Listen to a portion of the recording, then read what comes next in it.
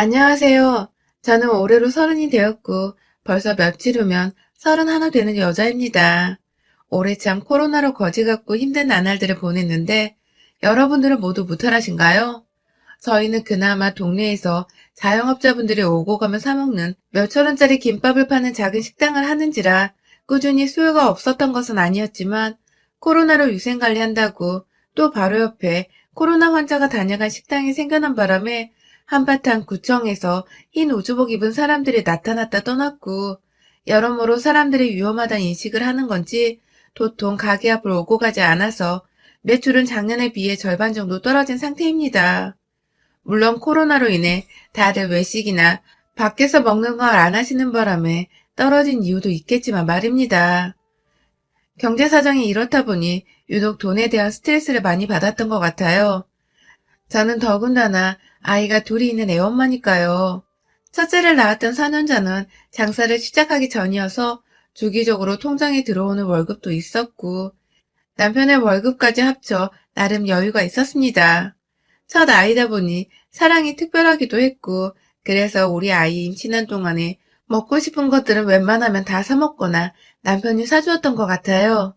아이를 낳고도 어차피 둘째 낳고 셋째 낳으면 물려줘야 하지 않을까 싶어서 중고로 말고 완전히 새 상품으로다가 유모차며 아이한테 필요한 모든 것들을 준비했었죠.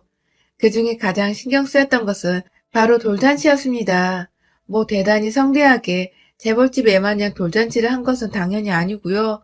처음엔 정말 생각이 없어서 집에서 간단히 셀프 돌잔치를 하려고 했었는데 저희 시어머니께서 첫 손주인데 이왕 돌잔치를 할 거면 크게 해서 사람들도 초대를 하자고 앞에 나가서 손주한테 덕담 한마디 나눠주는 것까지 해보고 싶다 조르시는 바람에 정말 생각지도 못했던 상황에서 급하게 돌잔치를 열려고 동네에 있는 큰 뷔페를 빌리고 나름 동네에선 성대하게 돌잔치를 열었어요. 아, 느낀 점을 말하자면 돈 많이 깨졌습니다. 무슨 남의 집 손주 보겠다고 돌잔치까지 오실까 했는데 저희 시어머님이 동네 마당발이셨는지 초대를 끝도 없이 하셨어서 급기야 돌잔치 자리가 모자랄 지경에 이르렀어요. 추가로 뷔페에 돈을 지불해서 옆방에까지 예약을 하고 어찌저찌 받긴 했는데 이런 분들이 다 돌잔치 축의금이란 개념을 모르셨는지 하나같이 빈손으로 오시는 바람에 말 그대로 동네에서 무료 급식소를 연꼴이 되었었죠. 시어머니는 소원대로 본인의 지인들 앞에서 사랑하는 손주를 위한 덕담부터 시작해 몇 번 말하겠다고 마이크를 많이도 잡으셨고 마지막으로 혼자 신이 나셔서 세레나드를 그러니까 트로트 한 곡을 부르시면서 분위기가 완전히 동네 잔치로 변해버린 바람에 여기저기 뒤에서 술 마시고 먹고만 있던 어머님 지인들이 한두 명씩 나와 노래를 하기 시작하셨고 급기야 어머님들 노래를 듣다가 시간이 지나 돌잔치가 급하게 마무리되었습니다. 정말 기가 막히죠. 내 첫아이를 위한 돌잔치였는데 이건 뭐 축하해주러 온 사람들이 내 아이를 축하하러 온 건지 아니면 본인 노래 한 곡 뽑아본 그 순간을 축하하러 온 건지 알 수가 없더군요. 시어머니는 저희 부부 표정이 너무 안 좋자 그제서야 모두가 떠난 빈 뷔페 안에서 우리가 좀 많이 불렀지? 하고 머쓱해 하셨는데 거기다 대고 네, 너무 많이 불렀잖아요. 라고 화를 낼 수도 없고 애써 괜찮다고 표정 관리를 하면서 집에 왔는데 그날 참 멉 같더군요. 하나 더 시어머니 말고 기억에 남는 게 있었다면 바로 저희 형님이었습니다. 남편보다 2살 딱 많고 저와 비슷한 시기에 임신하고 출산까지 하신 형님. 사실 그날 돌잔치에서 손주 덕에 흥에 겨워 노래판을 벌리신 시어머니와 지인들보다 전 형님이 더 얄미웠답니다. 아니 글쎄 자기 애를 돌잔치하는 저희 아들마냥 화려한 금빛의 환복을 입혀와서는 사람들에게 우리 애도 돌이 얼마 전 지났다면서 자기 아들한테 덕담을 좀 건네달라고 여기저기 저희 부부 손님들한테까지 찾아와서는 자기 애를 봐달라고 인사를 시키더라고요. 급기야 저희 아들 돌잡이 순서가 끝마치고 그 테이블을 치워놓는데 그걸 자기 남편과 자기 친구들을 데려가서는 그 앞에서 지 아들 돌잡이를 하고 있는 겁니다.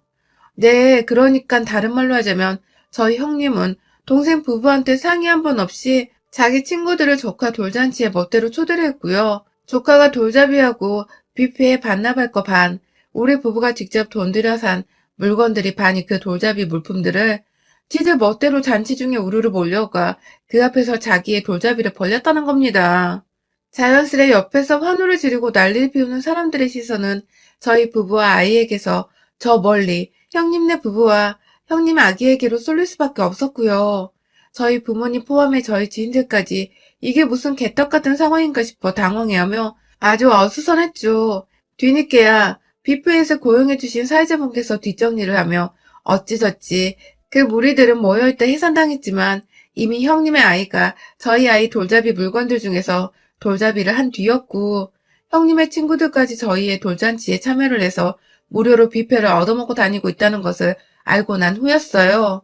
맘 같아서 눈에 가시고 너무 기분이 나빠 당장 쫓아내고 싶었지만 당시 재직 중이던 회사에서도 사람들이 찾아왔었고 여기저기 남편이며 저의 지인들이 있었기 때문에 쉽사리 화를 내는 모습을 보일 수가 없었습니다.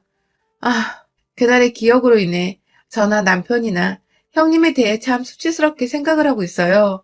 도대체 어떻게 살았고 무슨 정신을 가지고 있으면 남의 돌잔치에 지 애를 데려와서 돌잡이를 하게 하고 지 친구들을 불러내 잔칫밥을 먹게 할 수 있었나 싶어서 정말 화가 머리 끝까지나 한동안 잊혀지지 않더라고요.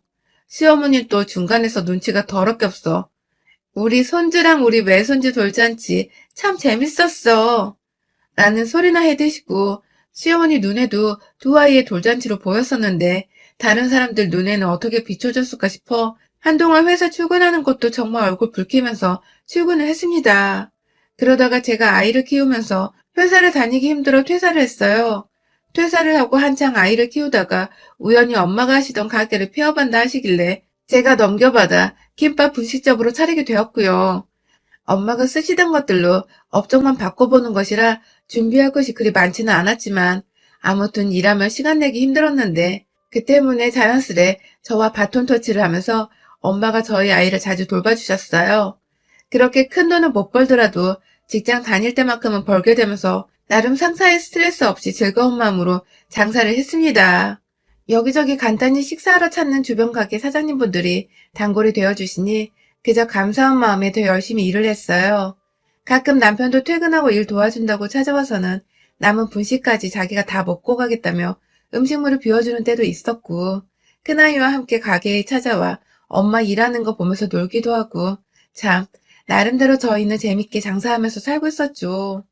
신기하게 그 사이 형님이나 시어머님은 한 번도 애가 보고 싶다거나 밥 한 끼라도 같이 먹자고 저희를 먼저 찾지 않으셨어요.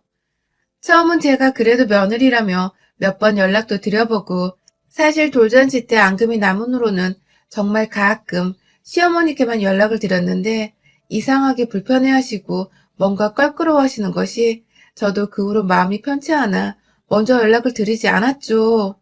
반응이 이런데 먼저 연락하고 싶은 며느리가 어딨겠어요. 그 시간에 우리 엄마한테 연락이나 한 번 더 하고 말죠. 그러다가 제가 아이를 하나 더 가지게 되었어요. 4년 만에 아이였죠. 첫째가 아들이라 내내 친구같이 지낼 수 있는 딸이 태어나길 바라고 또 바랬는데 정말 기적처럼 딸이었어요. 너무 신이 나서 오랜만에 시댁 식구들께도 아이를 가졌다며 인사를 드리고 축하까지는 안 바래도 수고했다. 뭐 그 정도 인사나 덕담 정도는 받을 줄 알았는데 시부모님은 축하를 해주셨지만 형님은 뭔가 축하라기보다 그래서 애가 언제 나오는데? 혹은 나오면 돌잔치는 하나? 라면서 아직 세상 밖으로 애가 나오기도 전부터 돌잔치 타령을 하더라고요. 괜시리 기분 더럽게 말이죠. 그리고 나서야 뒤늦게 알았어요. 형님도 저와 마찬가지로 뱃속에 아이를 키우고 있는 중이란 걸 말입니다. 아니 글쎄 이걸 아무한테도 말 안 하고 딱 자기 부모한테만 말을 해놓은 바람에 저나 남편이나 가족 중 누가 임신했다는 걸 나중에 알게 된 것이었죠. 그리 가까운 사이가 아닌 건 맞았지만 내 아이 돌잔치에서 그런 쌍스러운 행동을 저질러 놓고 미안하다거나 부끄러워 면목 없다는 사과 정도도 없이 잠수를 타더니 이젠 하다하다 임신을 한 것까지 저희가 시댁을 통해서 건너 알게 되다니 뭔가 참 시댁 식구란 사람이 뭐 이런가 싶어서 씁쓸했어요. 동시에 왜 하필 그것도 하필 다른 사람도 아닌 형님이랑 4년 만에 또다시 같은 시기에 임신을 하고 출산을 하냐고요. 정말 뭐 이런 개 같은 우연이 다 있나 싶어서 임신을 했을 적부터 기분이 더럽고 등골이 오싹한 것이 저도 내내 다짐을 하게 되더라고요. 이번에 기어코 둘째에겐 돌잔치를 열어주지 않겠다고 말입니다. 절대로 돌잔치를 열어서 돌잡이를 해야 하게 되더라도 그건 우리 가족끼리 혹은 아주 가까운 사람들만 불러내 재미로만 하고 말겠다고 말이죠. 그렇게 마음을 먹고 얼마 지나지 않아 이 무슨 장난인 건지 코로나가 터지기 시작했어요. 가뜩이나 몸을 조심해야 하는데 코로나가 터져버려 저는 장사하는 것도 걱정을 해야 하고 뱃속 아기에 뛰어다녀야 할 우리 큰아이 몸까지 걱정을 해야 하는 판국이었죠. 다행히 남편은 잘리지 않고 지금껏 회사를 잘 다니고 있지만 저의 경우 가게 운영이 전부 다 힘들어졌고 배는 계속 불러와 힘에 부쳐 죽겠는데 코로나로 장사가 안 되니 스트레스와 몸이 뚱뚱하게 불어나 급기야 산후 불안장애 위험이 있다며 제대로 관리를 하라고 해서 출산 2달 전부터 부랴부랴 가게를 임시로 접고는 아이 태교와 출산에만 매진을 했습니다. 옆에서 남편이나 친정 부모님께서 많이 도와주셔서 천만다행으로 아이는 아주 건강하게 태어났고요. 하지만 아이가 태어났는데도 코로나는 사라질 기미가 보이지 않더라고요. 하루빨리 이 아이를, 우리 아이들을 키우기 위해서는 가게를 나가봐야 하는데 자꾸만 자영업자들 힘들게만 한 코로나 소식만 들려오기 시작하고 급기야 사태가 너무 악화되어 재확산이라는 상황까지 닥치게 되고 참 노답분이 2020년이더라고요. 어떻게 해야 할지 몰라서 그럼에도 남편 월급만으로는 내 식구가 절대로 온전히 잘 살 수 없다는 현실 판단 때문에 갓난아기를 정말 한 50일 정도 품에서 놓고 바로 가게를 열었습니다. 열자마자 바로 옆에 확진자가 터져서 그걸 수습하러 온 사람들을 본 주민들이 거의 대다수 저희 가게 주변으로는 얼씬도 안 하는 것 같았어요. 유동인구가 확 줄어버린 듯한 기분이 피부로 와 닿았거든요. 그래서 거의 일하는 시간을 절반으로 단축시켜서 가장 바쁜 점심때만 그래도 열심히 일을 하고서 얼른 가게를 닫고 아이를 보러 집으로 가길 반복했어요. 코로나로 밖에서 모이지도 말라고 하고 저도 아이가 있으니 어디 가서 확진자와 접촉을 하거나 감염되는 것이 무섭기도 했고 그래서 최대한 제 몸 조심을 하면서 장사를 하고 또 집으로 불이 나게 퇴근하는 일상을 반복했습니다. 지루하고 따분했지만 집에 사랑스러운 아이들이 있어서 언제나 집 가는 길은 행복 그 자체였어요. 그런데요, 아이를 낳고서 50일이 지나도 연락 한 번 없었던 저희 형님이 제가 가게를 열기 시작하면서부터 어디서 그걸 들었는지 귀신같이 전화가 왔어요. 자기도 아이를 낳았다면서 가게 열었다며? 하고는 저한테 대단하다고 정말 돈 많이 벌겠다며 칭찬인지 악담인지 모르겠는 말을 건네더라고요. 코로나 시국에 가게 하러 돈 많이 벌겠다는 건 또 무슨 소리인지 그냥 한 귀로 흘려버리고는 네, 뭐 애들 키워야 하니 벌 수 있나요? 하면서 대답을 드렸어요. 몸은 괜찮냐고, 아이는 건강하냐 등의 출산한 여자들에게 해야 할 기본적인 덕담을 먼저 건네보면서 말이죠. 신우이는 뒤늦게 본인도 아차 싶었던 건지 저한테 그러더라고요. 아이도 건강하지? 라고 말이죠. 그리고 그 바로 뒤에 지금도 참 소름 돋는데 아이 건강하냐는 인사말 뒤에 바로 그래서 돌잔치는 언제 해? 나더군요. 아니 뜬금없이 얘가 막 태어나서 안부를 묻고 있는데 돌잔치를 언제 하냐뇨. 그것도 코로나로 모이지 말고 행사 같은 거 자제하라고 TV만 틀면 매일같이 뉴스가 흘러나오는데 뭘 돌잔치야. 너무 기가 막혀서 순간 저도 모르게 네? 하며 웃어버렸어요. 그러자 형님이 갑자기 왜 웃어? 라고 물어보더라고요. 끝까지 본인이 기가 막힌 소리를 해대는 줄을 모르고 있는 것 같아서 말했습니다. 아니 저번에 저희 애 돌잔치 와서 그렇게 민폐를 끼쳐놓고 계속 저한테 돌잔치 언제 하냐는 질문을 하고 싶어요? 라고 말입니다. 제 딴엔 정말 속에 담아뒀던 말을 해버린 것이었어요. 끝까지 그날 이후 미안하단 말을 한마디도 안 해놓고선 뻔뻔하게 돌잔치 타령을 해대는 게 너무 얄미웠으니까요. 하지만 반응은 예상 밖이었어요. 형님은 아주 미친년 마냥 고래고래 소리를 질러대더니 네가 나를 얼마나 우습게 알면 민폐라는 말을 하냐? 라는 둥. 그냥 물어본 거야. 둘째는 돌잔치 언제 하냐고. 라며 끝까지 본색은 안 드러내고 핑계를 대는 둥 아주 꼴값이 육값을 떨어대더라고요. 자기 둘째 돌잔치 할 때 또 우리 아이 돌잔치에 껴서 하려는 거 내가 그거 모를 줄 알고? 정말 쌍욕이 목구멍까지 튀어나오려던 거 가게에서 전화 받았던 거라 웬만하면 참았습니다. 2절, 3절 끝도 없이 욕을 하고 싶은데 그러다 손님 오면 얼렁뚱땅 전화를 끊어야 하니까요. 결국 네, 그럼 지금 제대로 말씀드릴게요. 전화 애 아빠나 둘째 돌잔치 할 마음이 전혀 없으니 다시는 돌잔치에 대해 물어보지 마세요. 그런데 형님은 돌잔치 언제 하세요? 라고 말해줘. 순간 자기의 돌잔치나 안 하는 저의 질문에 당황을 해서는 생각 중이야. 라며 말을 돌리는 형님. 코로나로 시국이 이런데도 돌잔치를 한다고요? 라고 일부러 배로 놀래서는 반문을 하니 아니 얘 돌잔치는 한 번뿐이니까 라며 말을 뭉퉁거리던 형님. 아휴, 그 목소리가 참 한심하고 없어 보여서 바쁘다는 얘기를 하고는 이내 전화를 끊었습니다. 더 말을 주고받을 필요를 못 느꼈거든요. 그렇게 가게 닫고 집에 가서도 엄마한테도 화살을 하고 퇴근하고 집에 온 남편한테도 하소연을 하면서 도대체 왜 남의 딸 돌잔치를 하는데 이렇게 궁금해하냐고 의도가 너무 뻔하지 않냐고 화를 냈어요. 남편도 그 얘기를 들으니 지난날에 자기 아들 돌잔치 때 누나가 저지른 민폐짓이 생각났던지 한동안 씩씩거리다가 내가 대신 미안해 라는 말을 남기고 방으로 들어가 버리더라고요. 더 자세히 방을 살펴보니 남편은 시어머니께 전화를 한 것 같았어요. 지난 돌잔치 때 그 난리를 쳐놓고 우리 둘째 돌잔치는 뭐가 궁금하다고 전화를 했냐며 신우이한테 그 저녁에 막 혼자서 퍼붓고는 전화를 끊었죠. 엄마는 집안 분위기 살벌해지니 이제 집에 갈 시간이라며 집을 나섰고 저는 괜히 남편의 박력 있는 모습에 설레기도 하고 저 대신 쓴소리를 제대로 해준 것 같아 고맙기도 했어요. 그리고 한편으론 신우이가 과연 이걸 가만히 듣고만 있을까 싶어서 내일 저한테 다시 연락이 오겠구나 싶어 내심 긴장이 되는 것도 같았고요.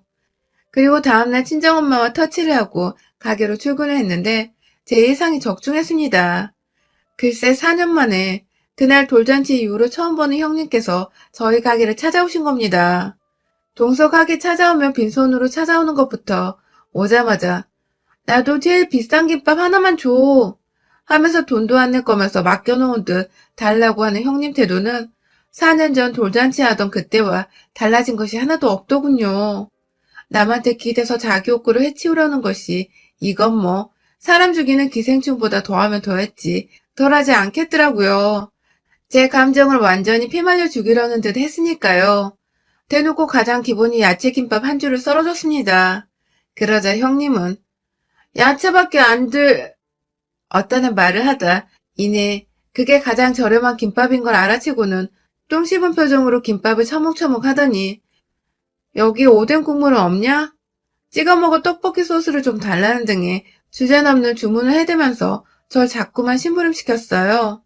그러더니 아예 나 밥 되는 거 먹고 싶은데 뭐 먹을 게 있냐고 물어보길래 주문하시는 거예요?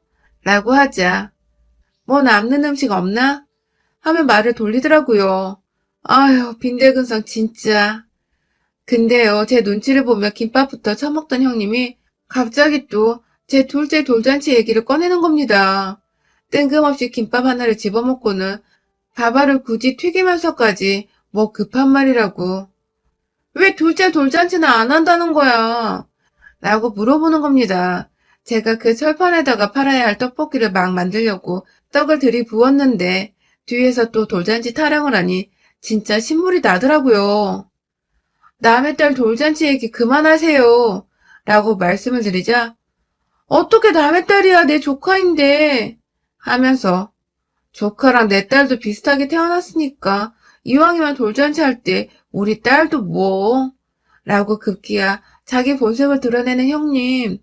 제가 돌잔치 안 한다고 하니까 작전을 바꿔서 아예 자기가 돌잔치 하고 싶으니 같이 하자는 식으로 말을 꺼내기로 했나 보더라고요. 그래서 제가 그럼 돈은 반반 내는 거죠? 라고 물어봤어요.